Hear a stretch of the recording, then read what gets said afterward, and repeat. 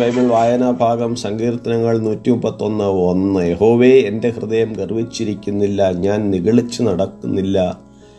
എൻ്റെ ബുദ്ധിക്കെത്താത്ത വൻകാര്യങ്ങളിലും അത്ഭുത വിഷയങ്ങളിലും ഞാൻ ഇടപെടുന്നതുമില്ല.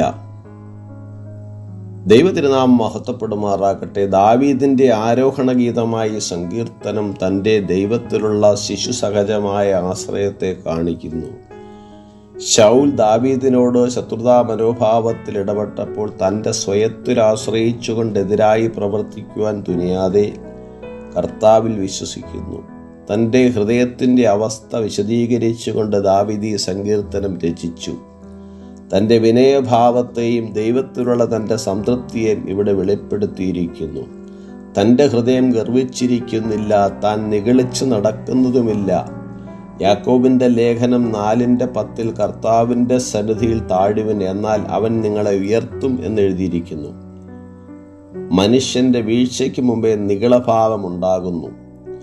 കർത്താവും നാമും തമ്മിലുള്ള നല്ല ബന്ധത്തിന് പ്രധാന തടസ്സം നിഗളമാണ്. അഹങ്കാരികൾക്ക് സമാധാനമുണ്ടാകുകയില്ല. എന്നാൽ ദൈവപൈതലിന് തികഞ്ഞ സമാധാനവും സംതൃപ്തിയുമുണ്ട്. ആയതിനാൽ അസ്വസ്ഥരാകാതെ ദൈവസന്നിധിയിൽ ശാന്തരായിരിക്കുവാൻ പരിശീലിക്കുക. വിനയം ശീലിക്കുവാനും ആത്മാവിനെ ശാന്തമാക്കിക്കൊണ്ട് സംതൃപ്തിയോടെ ആയിരിക്കാം.